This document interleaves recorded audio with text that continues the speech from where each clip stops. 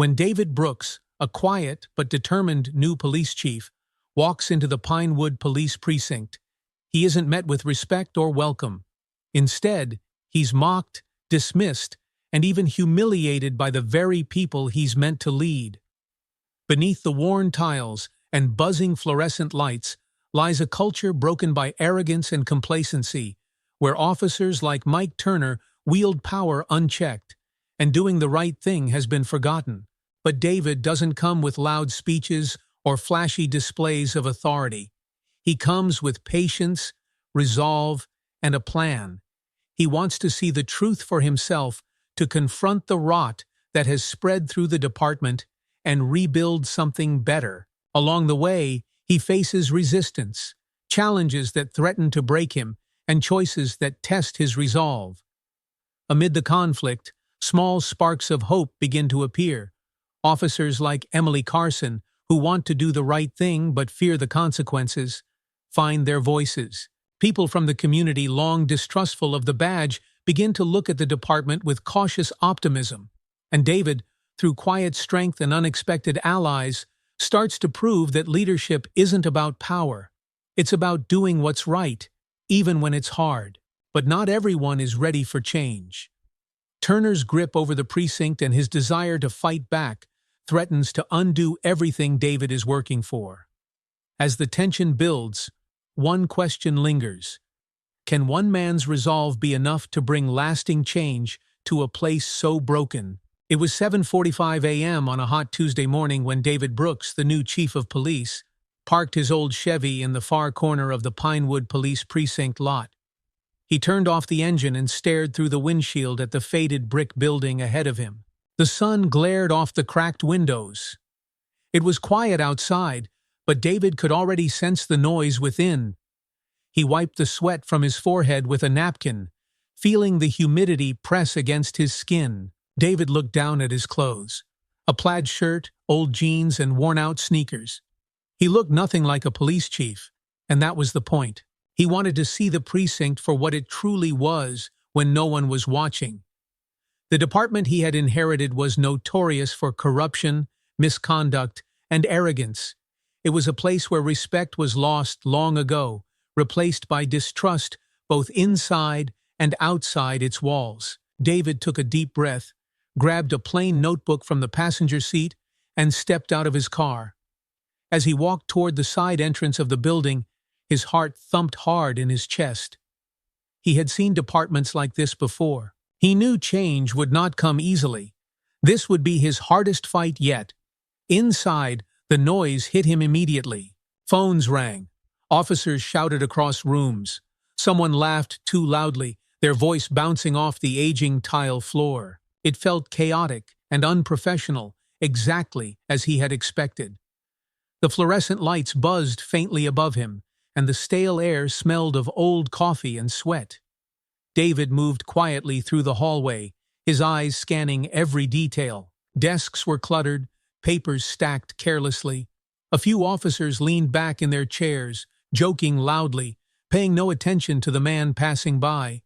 No one noticed him, just a stranger in plain clothes, someone who did not belong. As he walked toward the break room, a loud voice called out behind him. "Hey, you!" David stopped. He turned slowly and found himself face to face with a tall, broad-shouldered officer with a smug grin on his face. The man's uniform was crisp, and his badge read, "Officer Mike Turner." "Lost, are you?" Turner said, taking a step closer. "This isn't a shelter, buddy. You need to take that mess somewhere else." David said nothing. He stared at Turner, his face calm. Turner scoffed, looking him up and down. "You hear me? Get out of here. We don't need people like you hanging around." Laughter erupted from a small group of officers who had gathered nearby. The sound stung, but David held his ground. He could feel the anger boiling in his chest, but he had been through worse. This was not the time to lose control. Turner leaned in, his face inches away from David's. Then, without warning, he spat in David's face. The room seemed to freeze. The laughter stopped for a second, then returned louder, more mocking. The spit slid down David's cheek, hot and humiliating.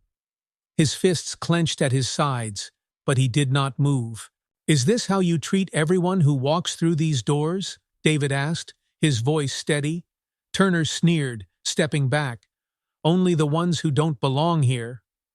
David said nothing else. Instead, he reached into his pocket, pulled out a clean handkerchief, and wiped his face with deliberate calm. He stared at Turner for a moment, then turned and walked away. The laughter grew faint behind him as he moved down the hall. Inside, his mind was racing. He wanted to shout, to hit back, to prove to Turner and everyone else that he was not weak, but he knew that was not the way. He had come here to lead, not to fight. This was a test, and he would not fail.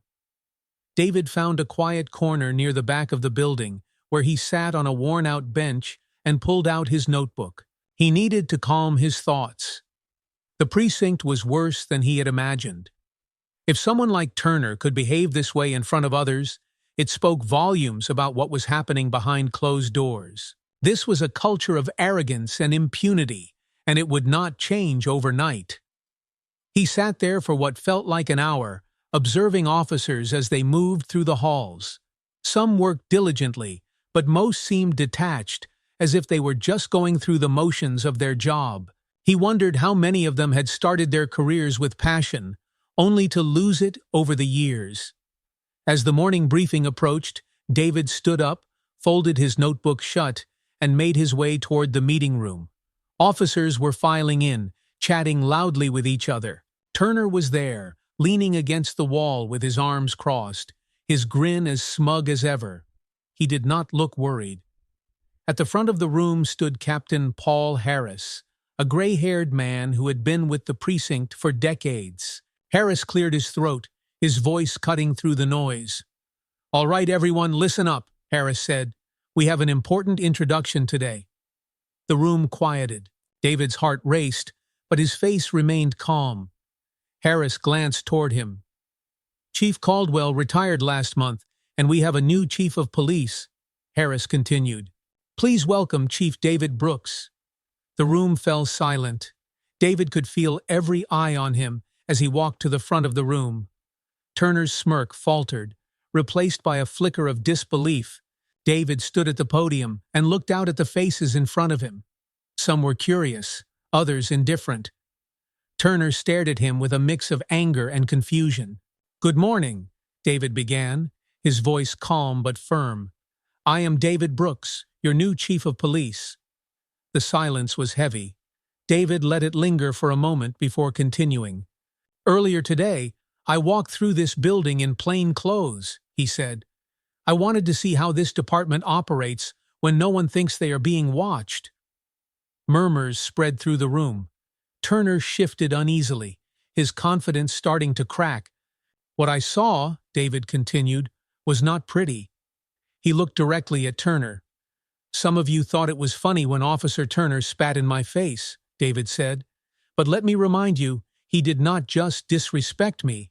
He disrespected the badge, the oath we all took, and the people we swore to protect." The room was silent again. Turner's face flushed red, his bravado gone. "This department has been under a cloud for too long," David said. "That ends today. If you cannot respect this job, this uniform, or the people you serve, then this is not the place for you." David's words hung in the air like stones dropped into still water.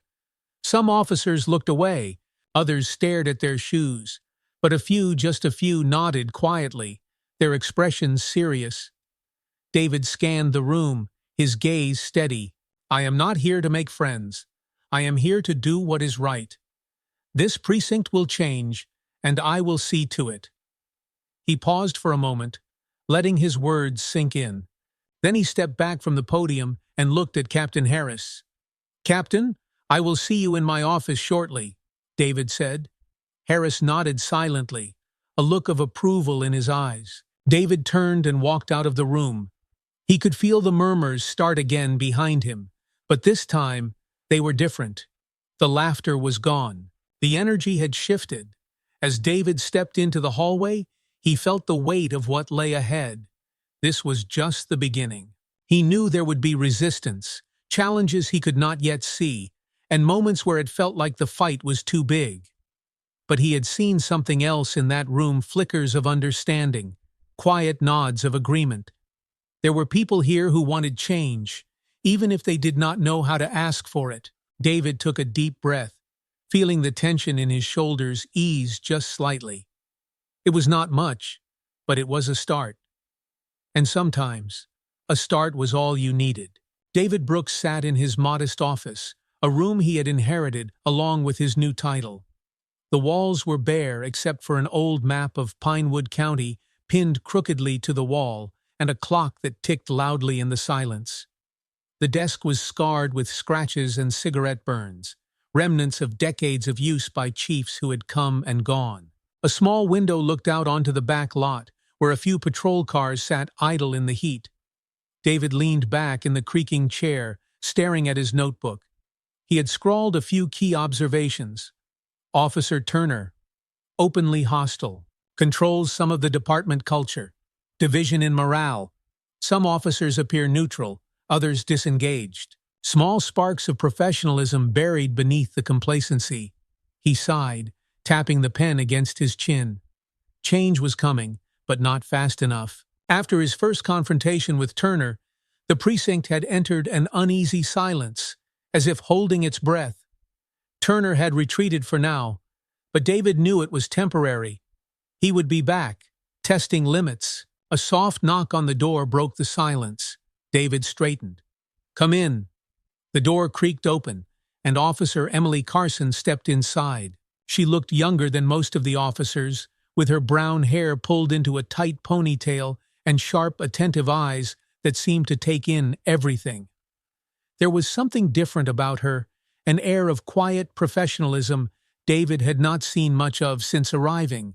"Chief Brooks," she said, her voice steady but careful. "I wanted to bring you this."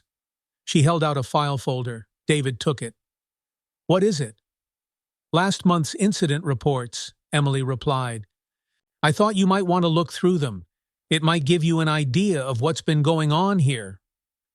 David nodded slowly, appreciating the initiative. "Thank you, Officer Carson." She hesitated. "And Chief?" "Yes?" Her expression shifted, her voice softening. I wanted to say I'm sorry for what happened yesterday." David's brow furrowed slightly. "You have nothing to apologize for." "I was there when it happened," Emily continued, her words spilling out quickly. "I didn't say anything. I just stood there." David studied her for a moment. Her posture was stiff, and there was a weight in her voice that came from guilt. Guilt that was not hers to carry. He gestured to the chair across from him. "Sit down, Officer Carson." Emily hesitated, then sat, clasping her hands in her lap. "You don't need to apologize for what other people do," David said. "But let me ask you something. Why didn't you say anything?" She looked down, her voice barely above a whisper. "Because no one else did. That's how it works here. Turner's in charge, whether he has the title or not. You push back, and he'll make your life miserable. I've seen it happen." David let her words settle in the room. He had suspected as much, but hearing it confirmed stung. "Do you think things can change?" David asked after a pause. Emily looked up, her eyes meeting his. "I don't know," she admitted. "But I hope so." David leaned forward, resting his elbows on the desk. "They can, but I can't do it alone. Change takes people willing to stand up, even when it's hard." She nodded, absorbing his words. "I'll try, Chief." "Trying is all I can ask for," David said, offering a small, encouraging smile. Emily stood, her confidence seeming a little steadier now. "If you need anything else, sir, let me know." "Thank you, Officer Carson." As she left the room, David felt a small flicker of hope. He could tell she wanted to do the right thing, and that mattered more than she realized. Small sparks, he reminded himself. Change started with small sparks. The rest of the day passed slowly. David walked through the precinct, watching and listening.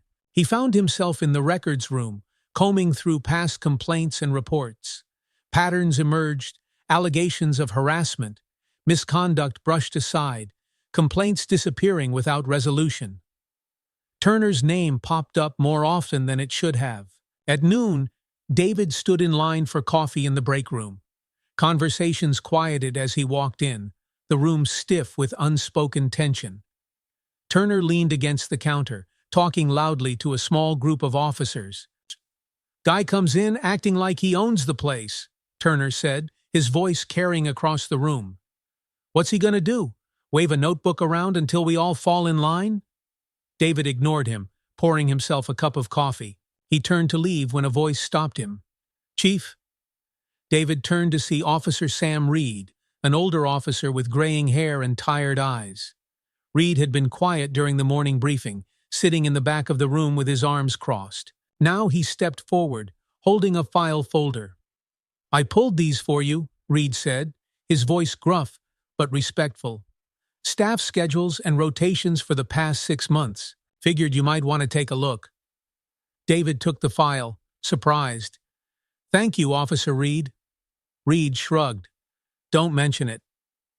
Turner's smug expression faltered, but he said nothing. The other officers exchanged glances, unsure of what to make of Reed's gesture. David gave a small nod to Reed before walking out.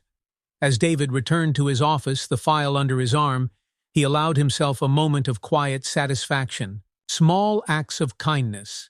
Emily bringing him reports, Reed offering schedules, seemed insignificant on the surface, but to David, they were cracks in the wall of resistance. That evening, David sat at his kitchen table, his dinner a simple sandwich and a glass of water. His apartment was small and sparsely furnished, with plain white walls and a single worn-out couch in the living room. It was enough for him, a quiet, uncomplicated space. The events of the day weighed on him as he stared at the pile of reports spread across the table. For years, he had moved from one department to another, cleaning up messes left by others. Pinewood was no different, yet it felt heavier somehow, as though the years of neglect had seeped into the walls. He thought of Emily's apology, Reed's quiet support, small moments that gave him hope. But hope was fragile, and Turner would not back down without a fight. David picked up the notebook and turned to a fresh page. He wrote carefully, "Small sparks of change. Emily Carson, Sam Reed. Turner remains a problem. Needs to be handled carefully. Focus on building trust and allies, one step at a time." He stared at the words, letting them settle. Change would not come quickly, and it would not come easily. But if there was one thing David Brooks had learned over the years, it was that persistence mattered more than anything else. He closed the notebook and leaned back in his chair, exhaustion settling into his bones. Outside, the hum of the city filled the night air. Tomorrow would bring new challenges, but David was ready. The next morning, as David parked his car in the lot, he noticed something unexpected. Sitting on the hood of his car was a small paper cup of coffee, steam curling from its lid. Beside it was a folded napkin with a note scrawled in messy handwriting. "Thank you for standing your ground. Not all of us are like Turner. Some of us want this place to change. Anonymous." David stared at the note for a long moment. The cup was from the corner cafe nearby, the kind of place where officers grabbed their morning coffee. He looked around, but no one was watching. A small, unexpected smile tugged at the corners of his mouth. Someone, maybe Reed, maybe someone else, had gone out of their way to leave this here. It was a small act of kindness, but to David, it meant everything. He picked up the cup, took a slow sip, and slipped the note into his pocket. Small sparks, he thought again. And sparks, if tended carefully, could become something much greater. David Brooks sat at his desk early that morning, staring at the crumpled note he had received the day before. The words, "Some of us want this place to change," replayed in his mind. He unfolded it again and smoothed it on the desk, the faint scent of coffee still clinging to the napkin. The precinct was quiet for now, a brief calm before the day's chaos. He could hear the hum of voices from the front lobby and the faint ring of telephones. Pinewood Police Precinct was waking up, but David knew that beneath the surface, tension still lingered. Yesterday's small acts, Reed handing over the schedules and the anonymous coffee, were glimmers of something better. But they were fragile, and David couldn't let them fade. He grabbed his notebook, tucking the note inside its cover, and rose from his desk. Today, he told himself, he would focus on building trust and showing leadership where it mattered. He couldn't wait for change to come to him. Around mid-morning, the precinct fell into its usual rhythm: dispatch calls, low conversations, and officers trailing in and out of rooms. David spent the better part of the morning listening in on operations, watching how officers handled their duties. Turner, as expected, stayed loud and smug, gathering his small circle in the break room like a king holding court. The man's influence still ran deep, but David noticed something else. The officers who weren't part of Turner's circle, the quiet ones, the ones who kept their heads down, were starting to watch David more closely. A faint knock interrupted his thoughts. Emily Carson stood in the doorway. "Chief?" David nodded. "Come in." "There's a situation on Ash Street," she said, her tone brisk but concerned. "Disturbance call. We've got 2 units heading out, but the neighborhood's already on edge. It's not the first time they've had issues with us." David frowned, grabbing his hat from the hook behind his door. Ash Street was a neighborhood that Pinewood officers had avoided whenever possible, a low-income area where distrust in law enforcement ran deep. "I'm coming with you," David said firmly. Emily hesitated, as if to protest, but thought better of it. "Understood, Chief." When they arrived at Ash Street, the tension in the air was palpable. Residents had gathered on the sidewalks, talking in low, uneasy voices. A patrol car sat parked at an awkward angle in front of a small, weather-worn corner store. 2 officers, one of them Officer Turner, stood near the entrance, their arms crossed and expressions stern. Across from them stood a middle-aged man in a stained apron, clearly the store's owner, his voice rising in frustration. David stepped out of the unmarked car and immediately felt the crowd's eyes on him. He spotted Turner first, who glanced over and scowled. "Something wrong, Officer Turner?" David asked as he approached, keeping his tone calm but pointed. Turner's jaw tightened, but he kept his voice neutral. "Nothing we can't handle, Chief. The shopkeeper claims some kids were messing around, stealing. He called it in, and now the neighborhood's got its nose in our business." David turned his attention to the shopkeeper. "Sir, what happened?" The man, Mr. Henry Lewis, wiped his forehead with the back of his hand, frustration clear on his face. "2 teenagers ran in, swiped some candy bars, and knocked over one of my shelves. I don't even care about the candy. I care about my store. I work hard for this place." David nodded. "Understandable. Did you see where they went?" Henry gestured vaguely down the street. "Out that way, but they're long gone now." David scanned the growing crowd. Most of the faces were wary, distrustful. These were people who had lived with years of tension between their neighborhood and the police. Officers like Turner had not made it any better. Turning back to Henry, David's voice softened. "We'll make sure this doesn't happen again, sir. Let's get your store cleaned up." Turner frowned. "Chief, we don't have time to babysit a mess." David shot him a look that silenced him. "Get a broom, Turner." Turner's face flushed red. For a moment, it looked as though he might argue, but the murmurs in the crowd grew louder. Reluctantly, he turned back to the patrol car to grab a broom from the trunk. David stepped toward the gathered residents. "I know you're frustrated," he said, his voice loud enough to carry. "I know you think we're not here to help you, but I promise you that's going to change." A few people scoffed quietly. An older woman, her hair gray and tied back with a scarf, stepped forward. "We've heard that before," she said, her voice steady. David met her gaze. "I know. And I can't undo the past, but I can change what happens next. You have my word." The crowd remained silent, But there was something in the woman's face, perhaps curiosity, perhaps hope, that gave David pause. She nodded once and stepped back. By the time Turner returned, David was already helping Henry upright one of the fallen shelves. Emily had joined in, clearing debris from the floor. Turner stood awkwardly with the broom in hand, clearly out of his depth. "This isn't what I signed up for," Turner muttered under his breath. David looked over at him, unbothered. "You signed up to serve this community. That includes the small stuff."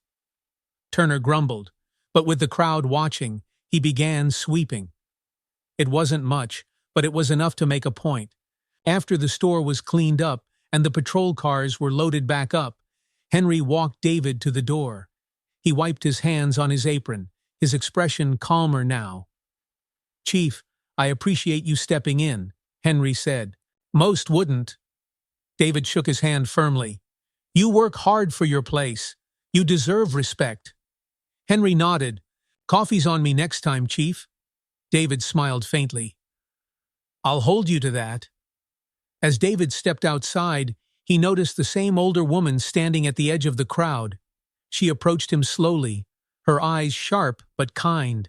"You meant what you said back there?" she asked. "I did," David replied. She studied him for a moment, then gave a faint smile. "We'll see, Chief. My name's June Walker. I'll be watching." David nodded. "I hope you do." Back at the precinct, David walked into the station with Emily at his side.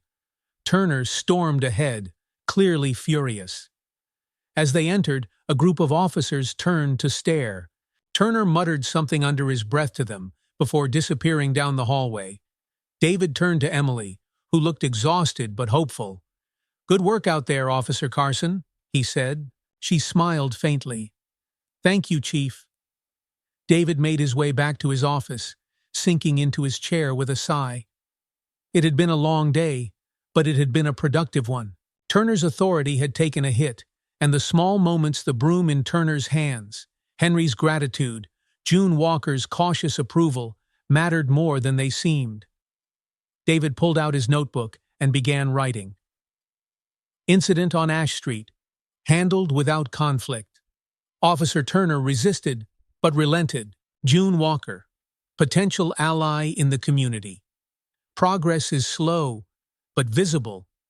He sat back, running a hand through his hair. He thought of June Walker's words. "We'll see." She was right. Trust would not come easily. Change would take time. But as David sat in the quiet of his office, he felt a small flicker of hope again. It was fragile, but it was real. And sometimes, hope was enough to keep going. The next morning, David Brooks arrived at the Pinewood Police Precinct earlier than usual. The sun had barely risen, casting a pale orange glow over the cracked pavement as he parked his old Chevy. He sat in the car for a moment, staring at the windshield as condensation gathered on the glass. His mind drifted back to the events on Ash Street the day before, Officer Turner's resistance, June Walker's cautious approval, and Henry Lewis's quiet gratitude. It was progress, David reminded himself. Small, fragile progress. David gathered his notebook and stepped out of the car, his sneakers scuffing against the gravel. He could hear the faint hum of the precinct coming to life, doors slamming, voices carrying through the cool morning air. Today would be another long day. But he had already begun to see where the cracks were, both in the department and the people who made it up. As he walked into the precinct, he noticed Officer Sam Reed leaning against the wall near the lobby, holding a coffee cup and staring into the distance. Reed had always kept to himself, observing rather than engaging. David paused and decided it was time to talk. "Morning, Reed," David said, his voice calm. Reed looked up, surprised, before nodding. "Morning, Chief." David tilted his head toward the break room. "You've got a few minutes? I could use your perspective." Reed hesitated for a moment, then pushed himself off the wall and followed David down the hall. In the break room, the coffee pot was still half full. The room was empty, except for a faint buzzing light in the corner. David poured himself a cup, gesturing for Reed to sit. Reed settled into one of the chairs, his large hands wrapped around his coffee cup. He looked worn out, like a man carrying years of silence. David sat across from him. "I appreciate the schedules you gave me yesterday. That was helpful." Reed shrugged. "Figured you'd need them. Better than stumbling around in the dark." David studied him for a moment. Reed had been with the department for over 20 years. His file clean, but unremarkable. No scandals, no promotions, just steady work. Quiet, unnoticed. "Why'd you give them to me, Reed?" David asked softly. Reed let out a slow breath, his eyes focused on the table. "I've been here a long time, Chief, longer than most, and I've seen what happens when you stick your neck out." He looked up, his gaze sharp. "But I've also seen what happens when you keep your head down for too long. You start to forget why you're here in the first place." David nodded. "I know that feeling." Reed paused, then said carefully, "Yesterday, what you did on Ash Street, it wasn't just for show, was it?" "No," David said firmly, "it wasn't." Reed nodded slowly, his expression softening. "Then maybe it's time for me to start remembering why I took this job." David felt a quiet satisfaction in Reed's words. This wasn't a full pledge of support, but it was a beginning, a small crack in the wall of indifference that had kept the precinct stagnant for so long. Reed stood, draining the last of his coffee. "Anything else, Chief?" David shook his head. "Not today, Reed, but I'll be counting on you." Reed grunted faintly, but there was a glimmer of understanding in his eyes as he walked out. Later that morning, David called a department-wide briefing. Officers filed into the room slowly, their conversations low. Turner slouched near the back, arms crossed, his face a mask of indifference. David watched him carefully, noting the way Turner's presence pulled a few officers into his orbit. But others, Emily Carson, Reed, and even a few younger recruits sat closer to the front, paying quiet attention. David stepped to the podium, letting the room settle before he spoke. "Yesterday we responded to a disturbance on Ash Street," David began. "Some of you were there. Some of you heard about it. And I want to make one thing very clear. What happened there is how we're going to start doing things." A murmur rippled through the room, and Turner's lip curled into a faint sneer. "We are here to serve this community," David continued, his voice steady. "That doesn't mean looking for fights. That doesn't mean making people afraid to call us when they need help. It means treating people with respect, no matter who they are or where they live."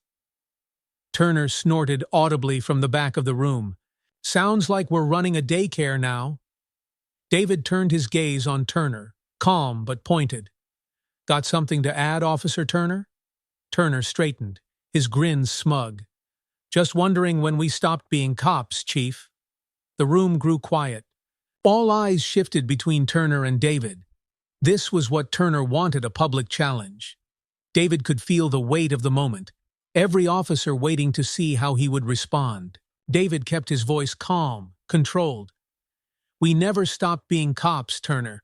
But if you think wearing the badge means you get to treat people like dirt, then maybe you're in the wrong job." The silence was sharp enough to cut through. Turner's grin faltered for just a second before he slumped back against the wall, scowling. David scanned the room.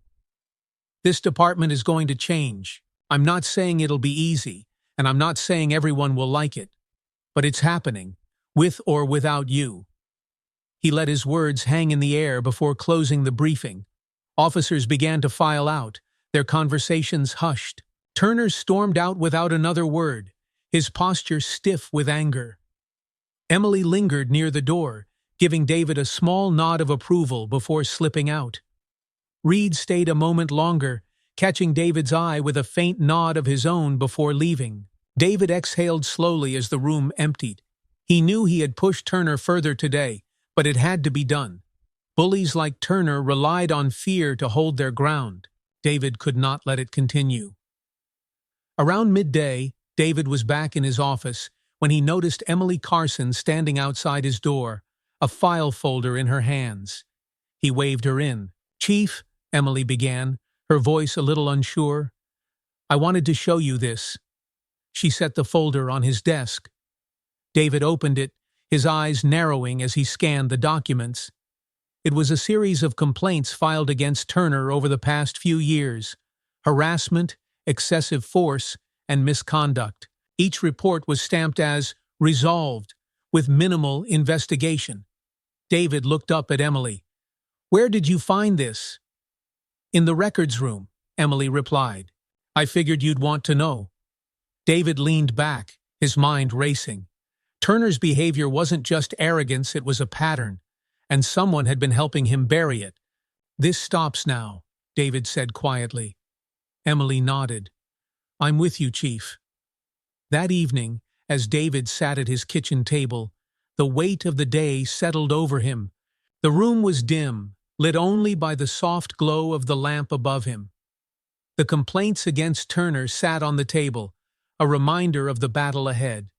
He thought of Reed's quiet support, Emily's courage in bringing him the file, and the faint shifts he had seen in the precinct today. These were small victories, but they mattered. David picked up his notebook and began writing. Reed, starting to step forward, could be a strong ally. Emily Carson, brave, trustworthy, a leader in the making. Turner, pattern of misconduct confirmed, needs to be addressed carefully. Goal, build trust, shift the culture one step at a time. He set the pen down and looked out the window at the darkening city beyond. For years, Pinewood had been a place of indifference, of complacency, but now things were starting to move. The cracks were widening. David's thoughts drifted back to June Walker's words from Ash Street. "We'll see." "Yes, we will," David murmured to himself. And for the first time in a long while, he believed it. The rain came early the next morning, tapping softly against the windows of the Pinewood Police Precinct. David Brooks sat in his office, the lights dimmed as he reviewed the complaints Emily Carson had handed him the day before. The evidence was clear. Officer Mike Turner had been getting away with harassment and misconduct for years. The real question was how and why his actions had been swept under the rug so easily. David rubbed his temples, exhaustion starting to creep in. He had been chief for only a few days, but it felt like months. Every day brought a new layer of resistance. Yet beneath it all, small moments of progress began to shine through Reed's quiet support, Emily's courage, and even Henry Lewis's gratitude on Ash Street. They were cracks in the foundation, but David knew it would take more to bring the entire structure down. His thoughts were interrupted by a sharp knock at the door. David looked up to see Emily standing there, water dripping off her coat. She looked tense, a manila envelope clutched tightly in her hands. "Come in," David said. Emily stepped inside, shaking the rain off her coat before closing the door behind her. Her face was pale, and David knew immediately that something was wrong. "What is it?" he asked. She placed the envelope on his desk. "You're going to want to see this." David opened it and pulled out a few photographs. His stomach sank as he realized what he was looking at. "Turner," Emily said quietly, "and a couple of other officers. Last night, they were outside a bar downtown, off duty. They roughed up a kid. Witnesses said it wasn't justified, and someone took these photos." The photos were grainy, but the faces were unmistakable. Turner stood in the center, his arm yanking a teenager up by his collar, the boy's face twisted in fear. Two other officers stood nearby, laughing. David set the photos down, his jaw tightening. "Who brought this in?" "Anonymous tip," Emily replied. "It showed up on my desk this morning." David leaned back in his chair, thinking. Turner was already on edge after the Ash Street incident, and now this. If the photos were brought to light, it would be a scandal for the entire precinct. Yet David knew he couldn't ignore it. This was the line he had been waiting for. Turner had crossed it. "Do the other officers know about this?" David asked. Emily shook her head. "Not yet." "Good," David said firmly. "Keep it that way for now. I'll deal with Turner myself." Later that morning, David found Turner in the parking lot, leaning against his squad car, talking to a group of younger officers. Turner's voice carried across the lot, loud and commanding. As David approached, the group fell silent, their eyes shifting nervously between him and Turner. "Turner," David said evenly. "In my office, now." Turner's smile froze, but he covered it quickly with a smirk. "Sure thing, Chief," he said, pushing himself off the car. "What's the emergency?" David turned and walked back toward the precinct, hearing Turner's heavy footsteps behind him. The tension in the hallways was palpable as they passed officers whispering, heads turning. By the time they reached David's office, the silence felt suffocating. David shut the door and turned to face Turner, who slouched into the chair across from him. "Mind telling me where you were last night?" David asked. Turner shrugged, his expression cocky. "Off duty? Had a drink or two with some buddies. Nothing you need to worry about." David slid the photographs across the desk, then explained this. Turner's face darkened as he picked up the photos. For a moment, his bravado cracked, but he quickly recovered, tossing the pictures back onto the desk. "So what? Some kid was causing trouble. We handled it." "You were off duty," David said coldly. "That is not how we handle things, Turner. Roughing up a teenager. Laughing about it? Do you have any idea what this does to our relationship with the community?" Turner's expression hardened. "With all due respect, Chief, this isn't a daycare. You don't know how things work here. These kids don't respect us. Sometimes you've got to remind them who's in charge." David stared at him, his anger simmering beneath his calm exterior. "That's not how we're doing things anymore, Turner." Turner leaned forward, his voice dropping. "You think you can change this place? You think any of these officers are going to back you when it gets tough? You're wasting your time, Chief." David didn't flinch. "No, Turner. You're the one wasting my time. I'm placing you on administrative leave while we investigate this incident." Turner's face flushed red. "You can't be serious." "I'm very serious," David said sharply. "You crossed the line, and I won't let it slide. Turn in your badge and weapon before the end of the day." Turner stood abruptly, his chair scraping against the floor. "This isn't over," he said, his voice low and threatening. David met his gaze without blinking. "For your sake, I hope it is." Turner stormed out of the office, slamming the door behind him. The sound echoed through the hallway, and David sat back in his chair, exhaling slowly. He knew this wasn't the end. Turner wasn't the type to go quietly. But David also knew he had taken the first real step toward accountability, and that mattered. Word spread through the precinct like wildfire. Officers whispered in small clusters, their voices hushed but urgent. Some looked nervous, others seemed relieved, as if Turner's suspension had lifted a weight off their shoulders. At lunch, David sat alone in the break room, eating a sandwich and scanning his notes. He was halfway through when Sam Reed appeared at the door. "Mind if I sit?" Reed asked gruffly. David gestured to the chair across from him. "Go ahead." Reed sat down, setting his coffee on the table. He was quiet for a moment, watching David carefully. "I heard what you did," Reed finally said. "About Turner?" David asked. Reed nodded. "Took guts, Chief." David met his gaze.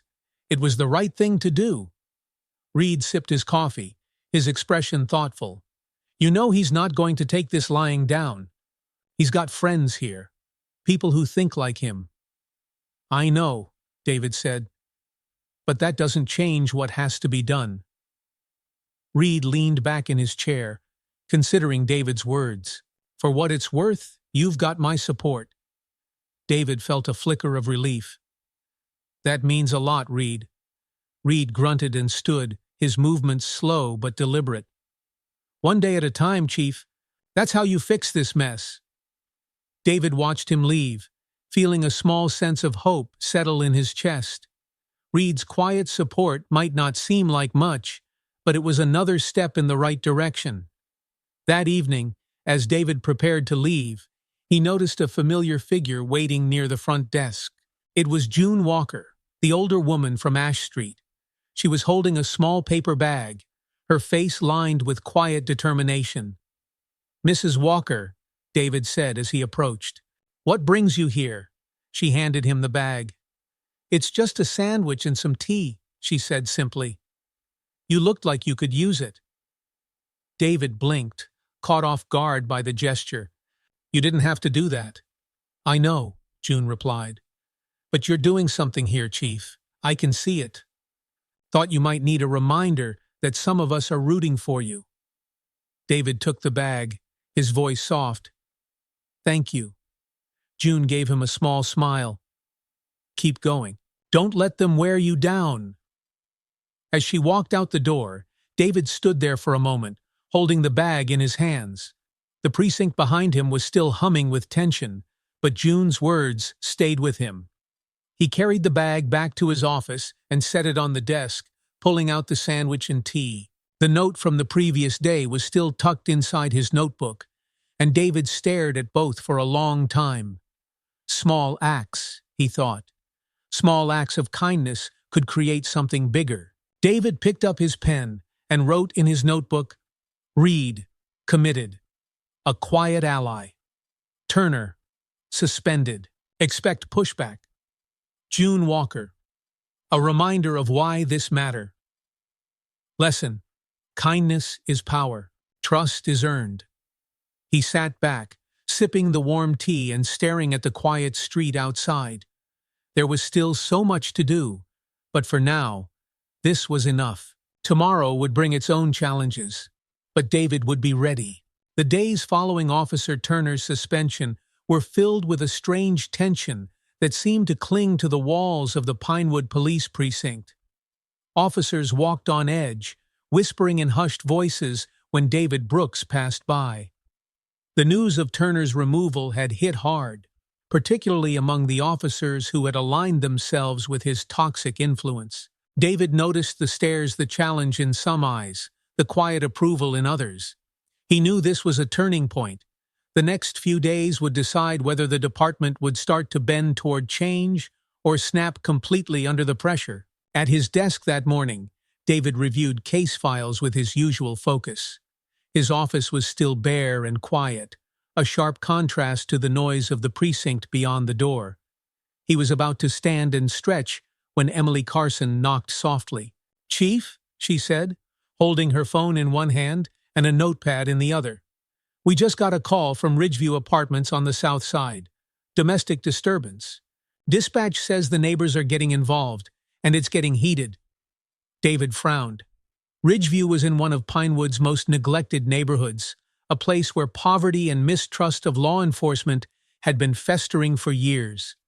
It was the kind of area Turner and his circle avoided unless absolutely necessary. The people there had long stopped calling the police for help when they did. It meant the situation was serious. "Who's responding?" David asked. "Reed and I are headed there now," Emily replied. "I thought you should know." David grabbed his coat. "I'm coming with you." Emily hesitated. "Are you sure, Chief? It might be messy." David offered a small, steady smile. "That's exactly why I need to be there." The Ridgeview Apartments were a cluster of aging, low-rise buildings with peeling paint and weeds pushing through the sidewalks. As David, Emily, and Officer Sam Reed arrived, they saw a small crowd gathering outside one of the buildings. The tension was already thick in the air. Residents murmured in uneasy clusters, glancing toward the open doorway of a second-floor unit where raised voices could be heard. David stepped out of the car and scanned the scene. "What do we know?" Reed rubbed his chin as he surveyed the building. "Dispatch said it's a domestic between a man and a woman. Neighbors say they heard things breaking, yelling. The guy's refusing to open the door, and some folks here are threatening to take matters into their own hands." David nodded and turned to Emily. "You take the crowd. Keep them calm. Reed and I will go upstairs." Emily moved quickly, her calm demeanor easing the nervous crowd as she asked questions and assured them that they were handling the situation. David and Reed climbed the cracked concrete stairs, the shouting growing louder as they approached. At the door of apartment 2B, David knocked firmly. Pinewood Police. Open up! The voices inside stopped suddenly. After a long pause, a man's voice shouted through the door. Go away. This has nothing to do with you. David glanced at Reed, who stood beside him with his hand near his utility belt. Sir, we're not here to make this worse, David called out. But we need to make sure everyone inside is safe. Can you open the door? You're wasting your time, the man barked back. David's tone didn't waver. We'll stand out here all day if we have to, or you can talk to us now, and we'll figure this out together. There was another pause, then the sound of something shuffling. The lock clicked, and the door cracked open slightly. A man in his mid-30s, disheveled and red-faced, glared at them through the gap. Behind him, David caught a glimpse of a woman sitting on the edge of a worn couch, her face streaked with tears. We're fine, the man said curtly. You can leave now. David held the man's gaze. It doesn't look like you're fine. He kept his voice calm but firm. We're not here to arrest anyone. We're here to help. That's our job. The man stared at him, his breathing heavy, but there was something in David's tone that seemed to cut through his anger. After a long moment, he stepped aside, reluctantly. David and Reed entered the apartment cautiously. The living room was small and cluttered, the remnants of a broken vase scattered across the floor. The woman on the couch wiped her face, avoiding their eyes. Ma'am, are you okay? David asked gently. She nodded faintly, though her expression was guarded. It's nothing, she mumbled. David looked back at the man, who had collapsed into a chair, running a hand through his hair. Sir, what happened here? It's been a rough day, the man muttered, his voice low. That's all. David knelt near the broken vase, picking up a shard and setting it carefully on the table. Rough days happen, but when it starts to hurt the people around you, that's when it's time to stop and figure out a better way. The man looked up, guilt flickering in his eyes. David's voice softened. Listen, we're not here to tear your family apart. We just want to make sure this doesn't get worse. There are people who can help you, if you're willing. The man's shoulders slumped, and for the first time, David saw the anger begin to drain from his face. I didn't mean for it to get this far. David nodded. It's not too late to make it right. Reed, who had been watching quietly, spoke up. We'll get someone out here to help clean up, and I'll leave you with some numbers to call. No pressure, but it's there if you need it. The man nodded slowly. Back outside, Emily had calmed the crowd, answering their questions and diffusing their concerns. As David and Reed stepped out of the building, a young boy no older than 10 stood watching them near the curb. His clothes were worn, his sneakers a size too big. David walked past, but paused when he heard the boy call softly, Hey, mister. David turned, crouching slightly to meet the boy's gaze. Yeah? The boy held out a small, chipped toy car, the paint faded from years of use. Thanks for not yelling at him, he said. Sometimes people yell, and it just makes him worse. David took the toy car, turning it over in his hands. He swallowed the lump in his throat. You take care of your family, don't you? The boy nodded solemnly. Somebody's gotta. David handed the car back gently. You're doing a good job. Things are going to get better. The boy smiled faintly, his small shoulders relaxing. David stood, watching the boy disappear into the building. For the first time since arriving in Pinewood, he felt something shift, not just in the neighborhood, but within himself. Back at the precinct, Reed and Emily followed David into his office. Reed sank into a chair with a tired sigh. That could have gone south quick. But it didn't, Emily added, her voice bright. And the neighbors actually thanked me when we left. That doesn't happen often. David looked at both of them. This is what we're here for. This is what the job should look like. Reed grunted. Not bad, Chief. Not bad at all. David smiled faintly. One day at a time.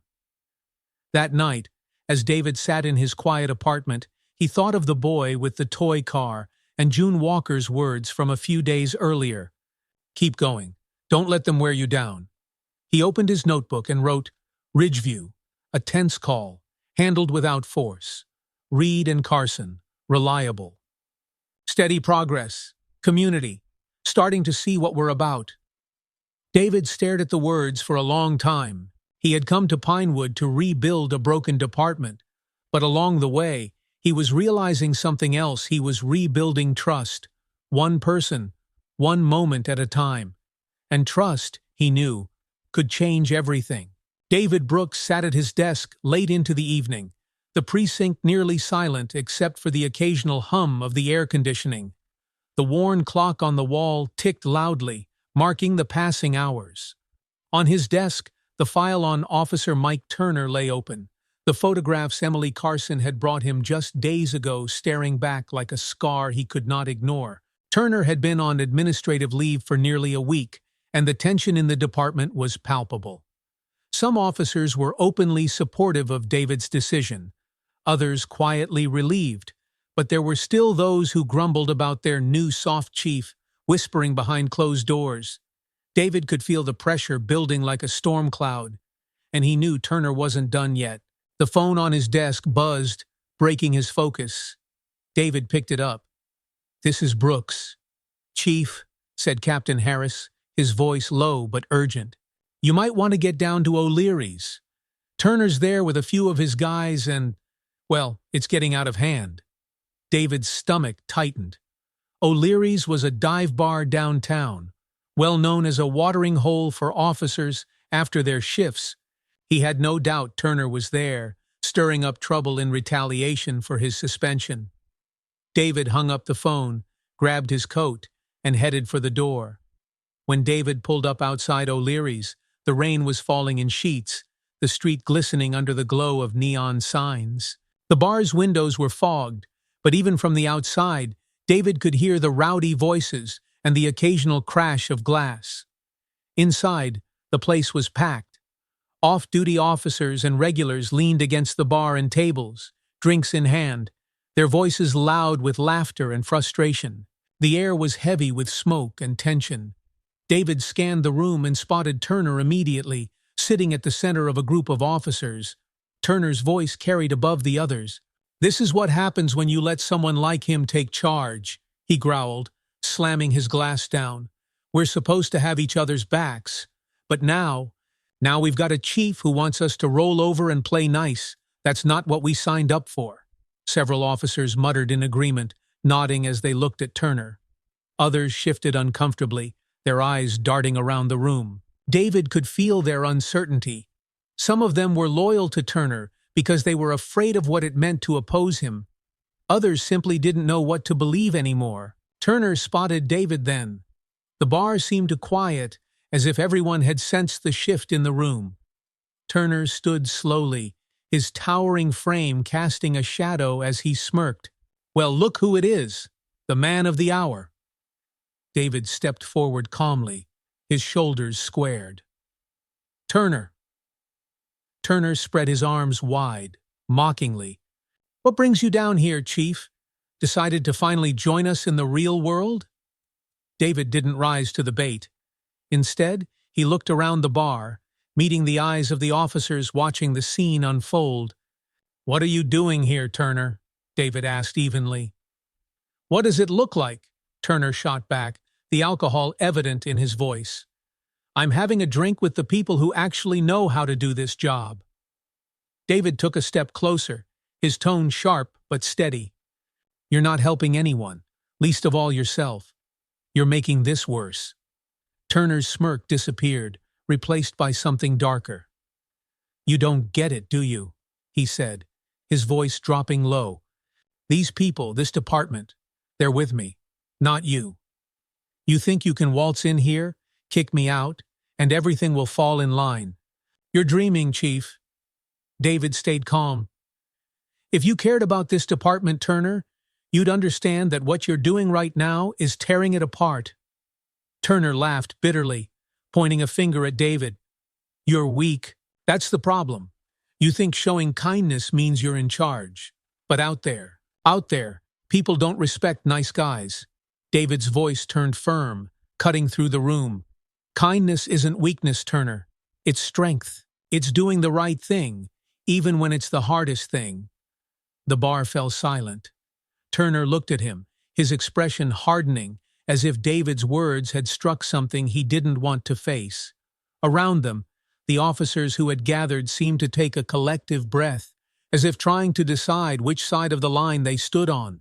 "You're done," Turner said coldly, stepping closer, his voice dripping with menace. "You don't belong here, Brooks." David didn't back down. "If you want to walk away, Turner, I won't stop you. But if you think I'm going anywhere, you're wrong. This department deserves better, and I won't let you stand in the way of that." Turner sneered, but for the first time, there was uncertainty in his eyes. He turned back to the officers, trying to rally them. "You all hear that? This guy thinks he can change everything. He thinks he's better than us." Silence. Some officers avoided Turner's gaze. A few shuffled nervously. Others stared at David, thoughtful and conflicted. It was Officer Sam Reed who broke the tension. He stepped forward from the back of the bar, his deep voice calm but commanding. "Enough, Turner."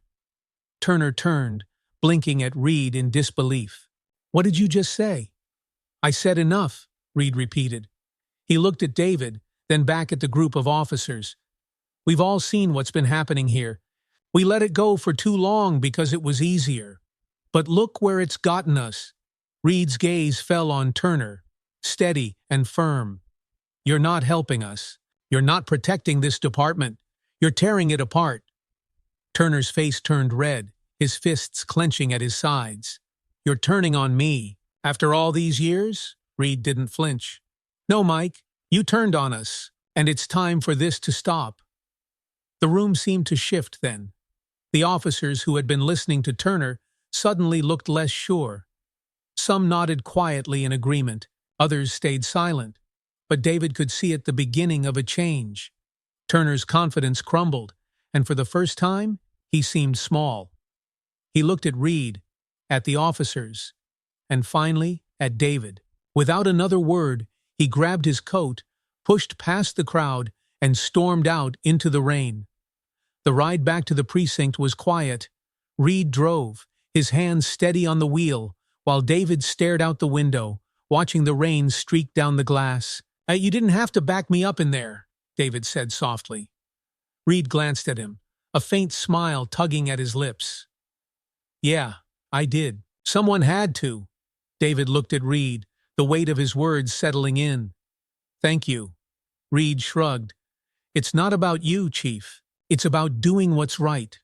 I forgot that for a while, but you're reminding us why we're here." David nodded, his heart feeling a little lighter. Back at the precinct, David sat in his office alone, the rain still tapping gently on the window. He opened his notebook and wrote, "Turner, exposed. His influence is cracking. Reed, stepped up.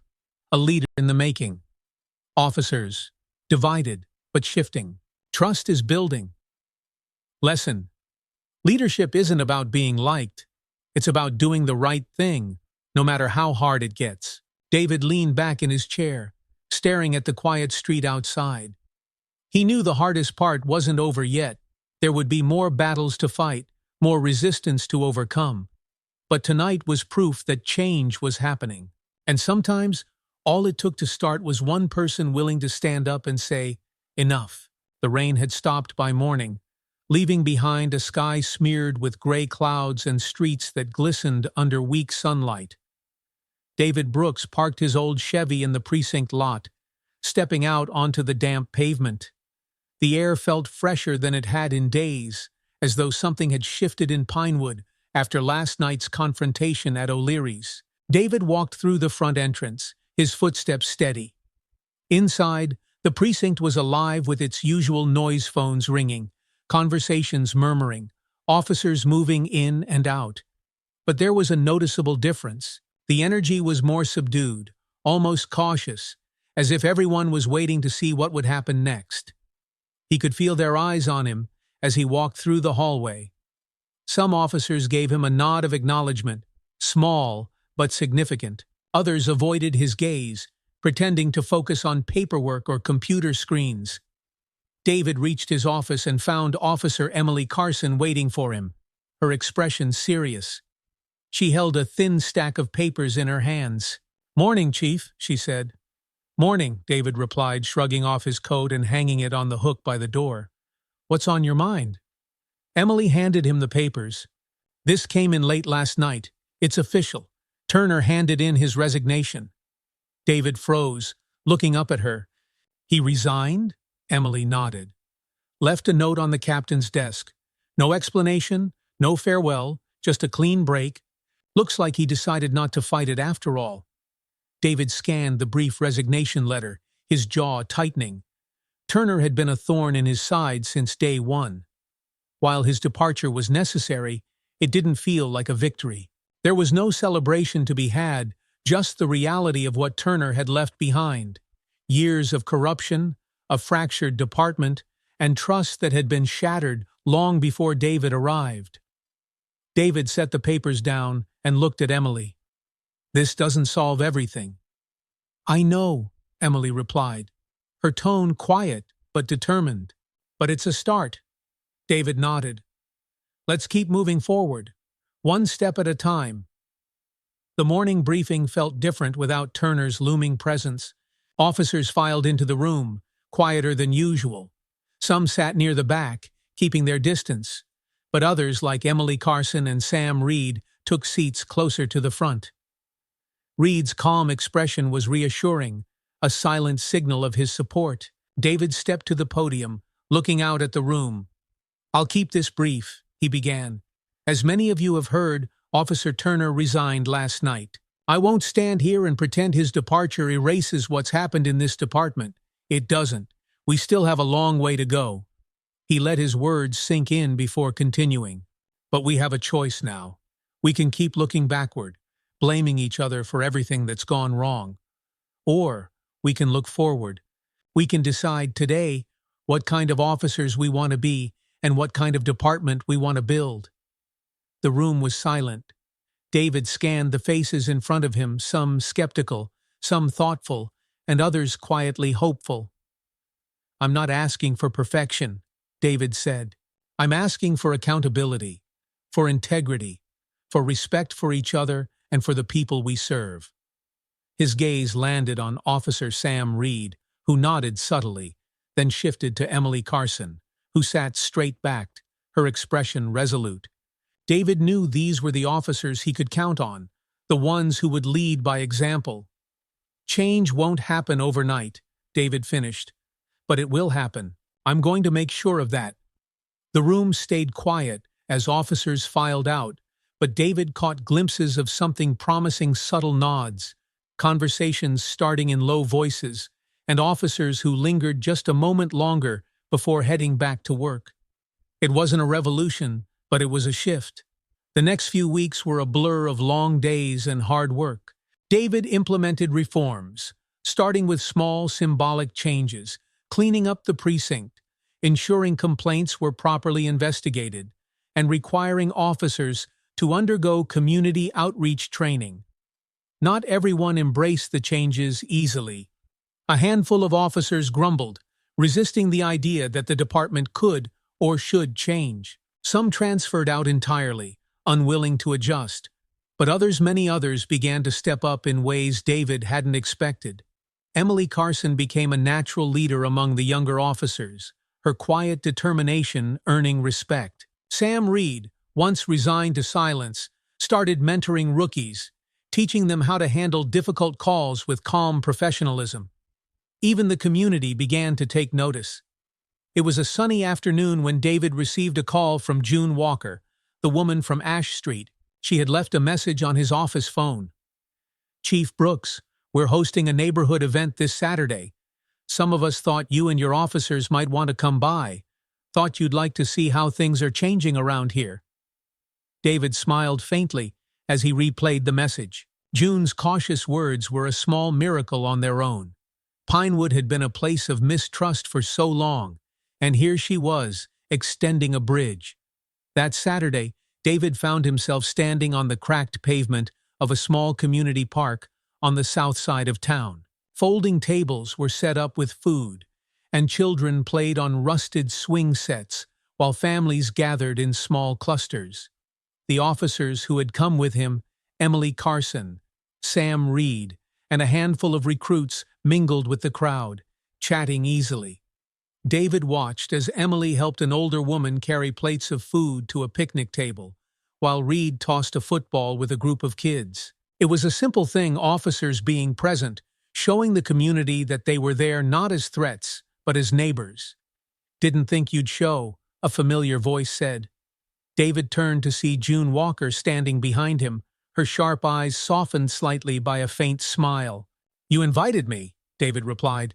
"It would have been rude not to come." June chuckled, crossing her arms. "You're proving me wrong, Chief. I'll admit, I wasn't sure about you at first." David nodded, looking around at the scene unfolding around them. "A lot of people weren't. But it's not about me. It's about all of us." June followed his gaze, watching as Reed knelt to tie a little boy's shoelace, and Emily laughed with a group of teenage girls. "You're doing something here," June said softly. "People are noticing. Don't let anyone stop you now." David met her eyes. "I won't." As the sun dipped lower in the sky, David stood by his car, watching officers pack up tables and shake hands with residents who lingered to thank them. Emily approached, wiping her hands on a napkin. "This feels good," she said quietly. David smiled. "It does." Emily glanced back toward the park. "You think this will last?" David considered her question carefully before answering. "It'll last as long as we fight for it. Change is hard, Emily.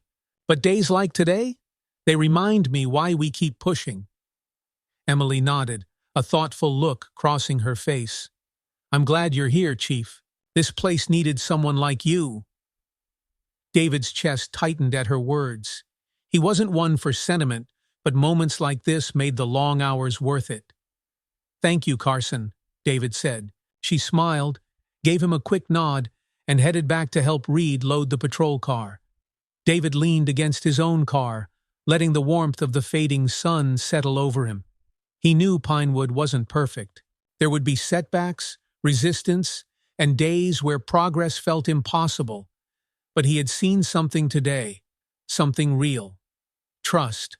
It was fragile, but it was growing, and David Brooks would fight to protect it, no matter what.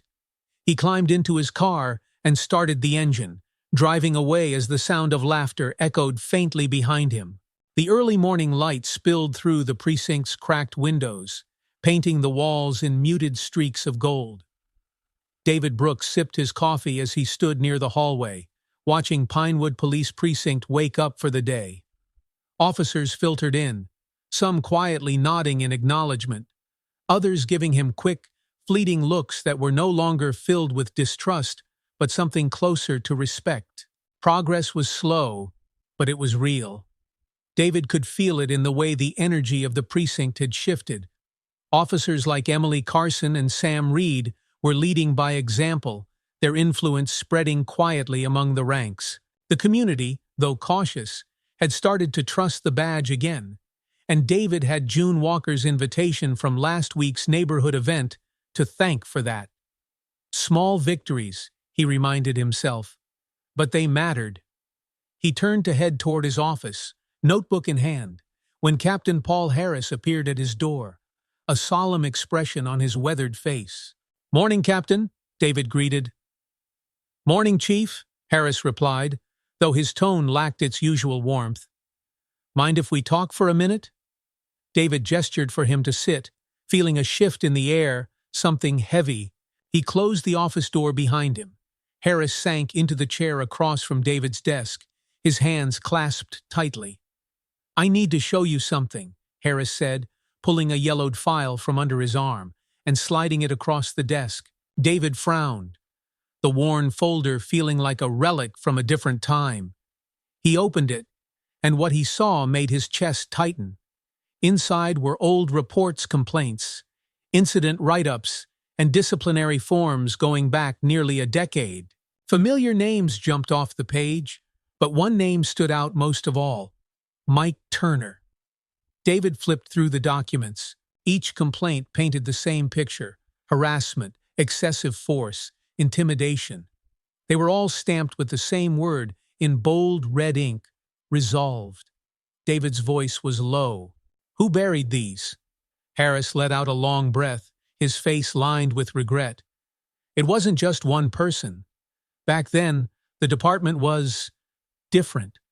We had leadership that cared more about keeping things quiet than doing the right thing.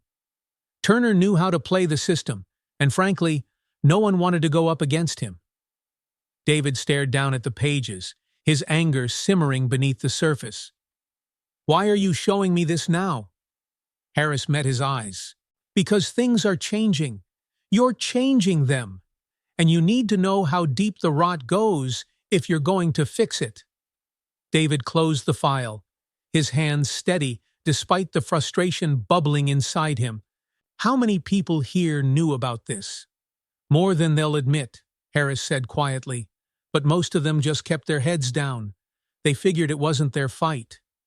David looked out the window of his office, his jaw tight. Turner's departure hadn't been the end of the fight. It was only the beginning. The culture that had allowed him to thrive still lingered in the shadows, and it would take more than a few speeches or reforms to root it out completely. "I appreciate you bringing this to me, Captain," David said finally. Harris stood, his voice soft but firm. "For what it's worth, Chief, I believe in what you're doing here, and if you need someone in your corner, you've got me." David nodded, gratitude flickering across his face. "Thank you, Harris. I'll need it." The day dragged on as David carried the weight of the file in his mind. He couldn't ignore the truth. It wasn't just Turner. There were others in this department who had looked the other way for too long. Some had left, but others still wore the badge, and David knew it would take time to sift through the layers of complacency. By mid-afternoon, Emily Carson knocked softly on his door. "Chief?" David looked up from his paperwork. "What is it, Carson?" "I thought you'd want to know there's a call about a break-in at Ridgeview Apartments," she said. "I'm heading out there with Officer Reyes." David stood, grabbing his coat. "I'm coming with you." When they arrived at Ridgeview, the sun was already dipping low on the horizon, casting long shadows across the cracked pavement. Residents gathered in small clusters outside the building, their voices hushed with worry. A middle-aged woman waved them over, her face lined with exhaustion.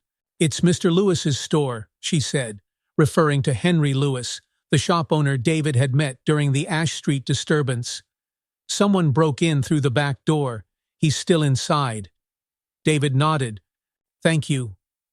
Inside, the corner store was dimly lit, shelves knocked over, boxes spilled across the floor. Henry stood near the counter, looking down at the broken lock in his hands. He glanced up when David, Emily, and Reyes entered. "Chief Brooks," Henry said, his voice tired but steady. "I didn't think you'd come."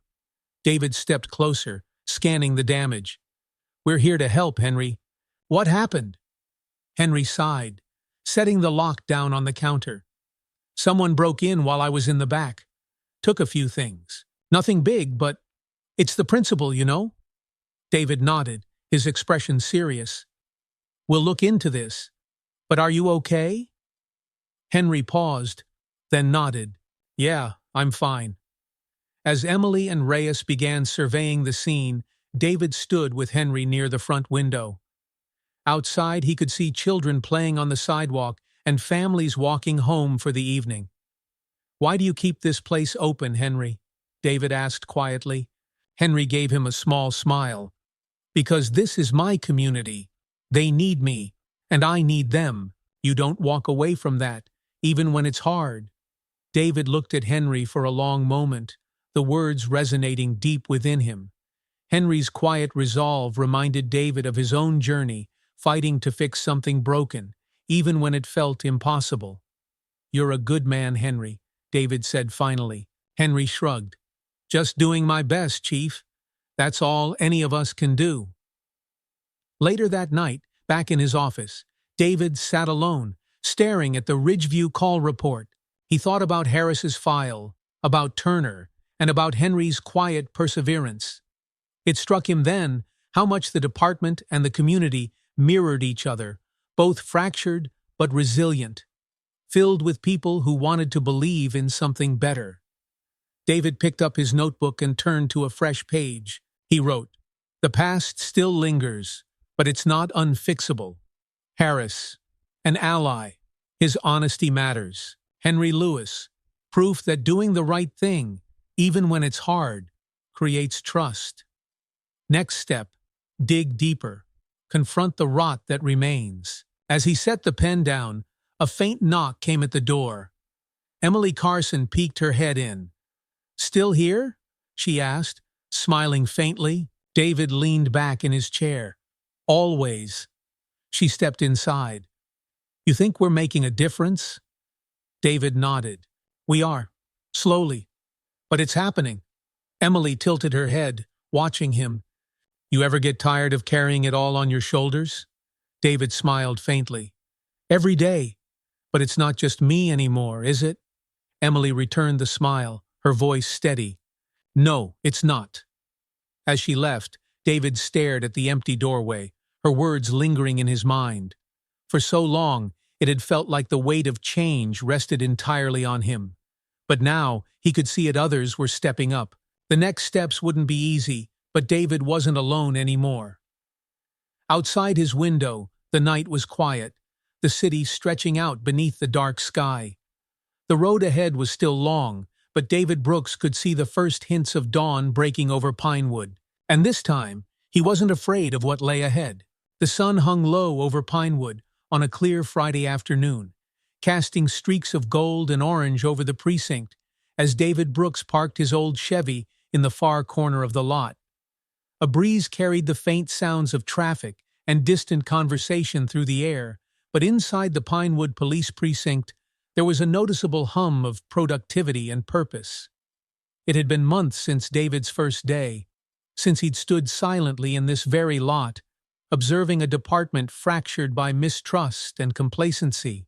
Now he could see the change, not just in the small details: cleaner hallways, organized desks, officers moving with quiet focus, but in the way people treated each other. There was a current of respect that hadn't existed before, and though it wasn't perfect, it was progress. David climbed out of the car, notebook under his arm, and entered through the front doors. The familiar hum of the precinct met him: officers answering phones, quiet conversations between teams prepping for their shifts. This wasn't the disorganized, mocking chaos he'd walked into months ago. As he made his way to the briefing room, Emily Carson appeared from the corner, her face bright with a rare smile. "Chief, the captain's waiting for you.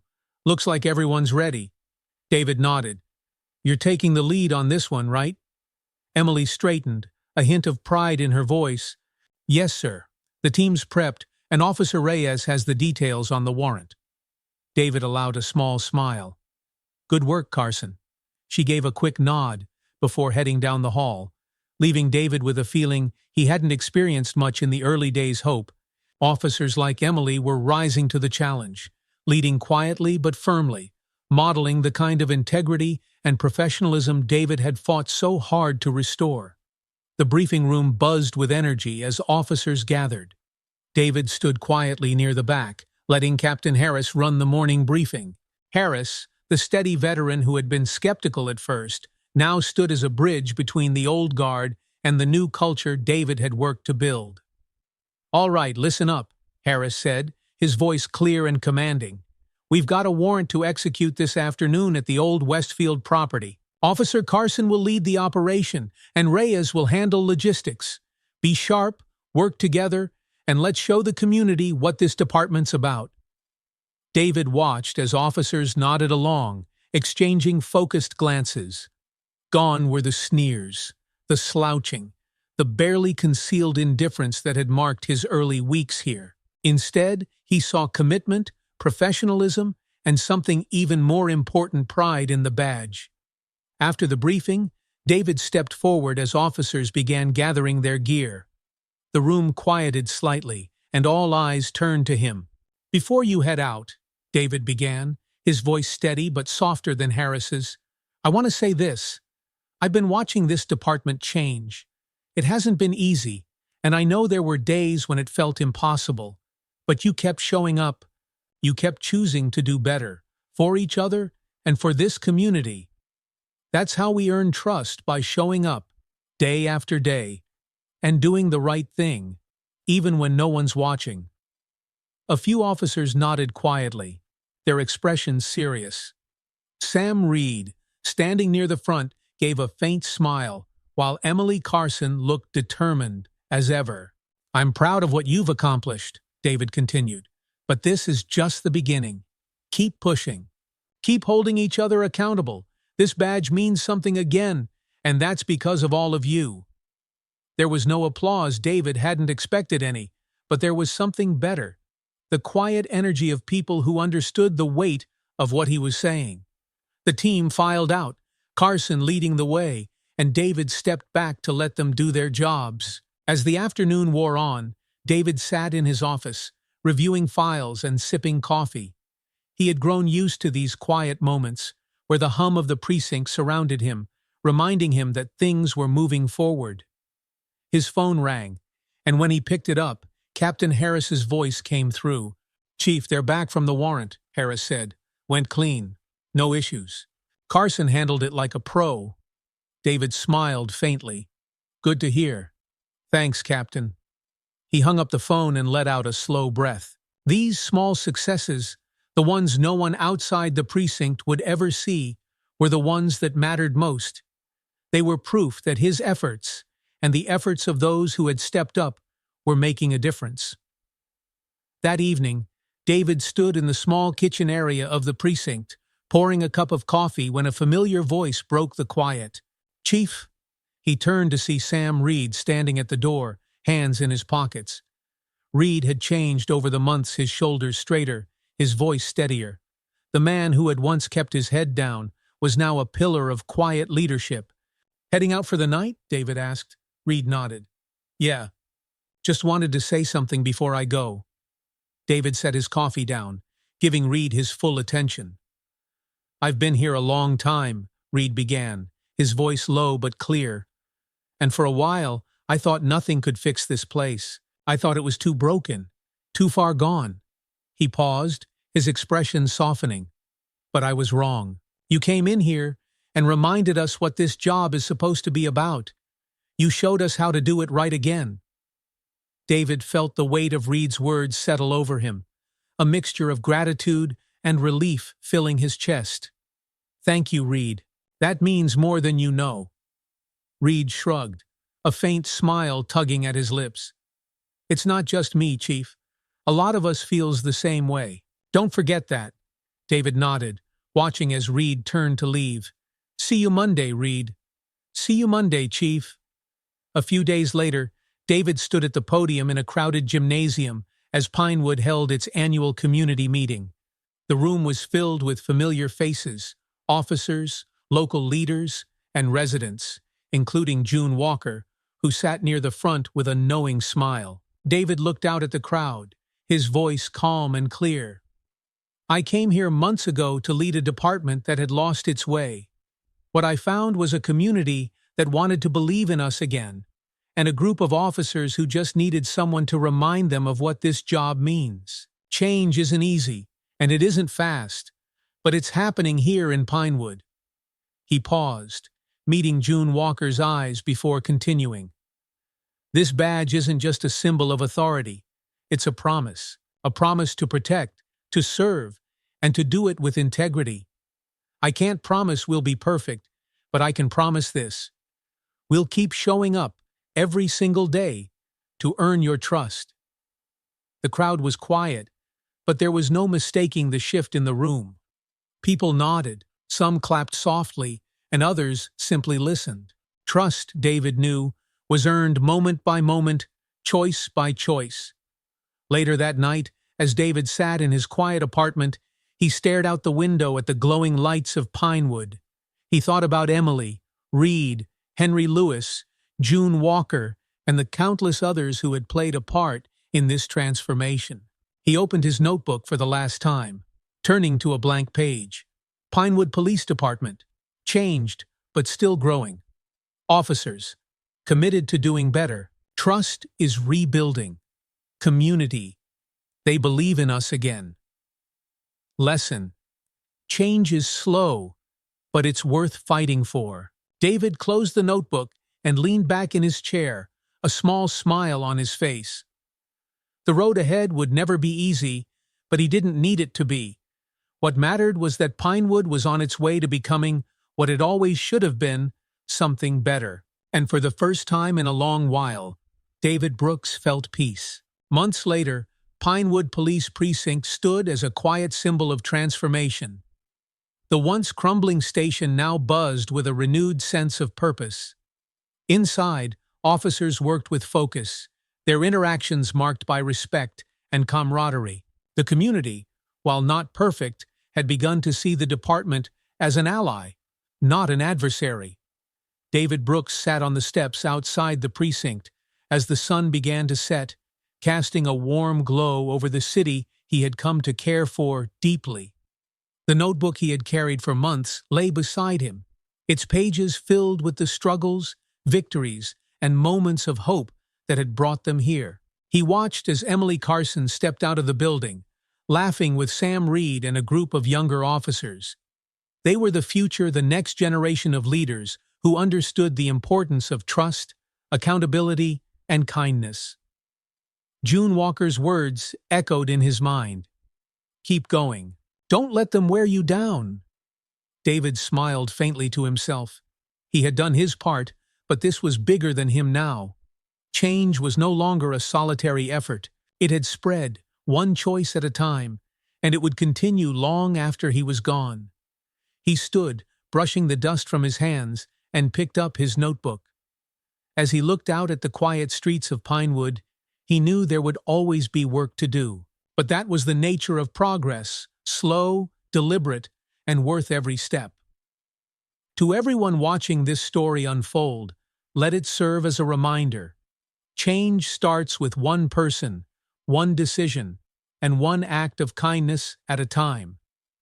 If you've enjoyed this story of perseverance, integrity, and hope, make sure to like this video and subscribe to the channel so you don't miss out on more stories like this one. Together, let's inspire change one story at a time. Thank you for watching, and we'll see you next time.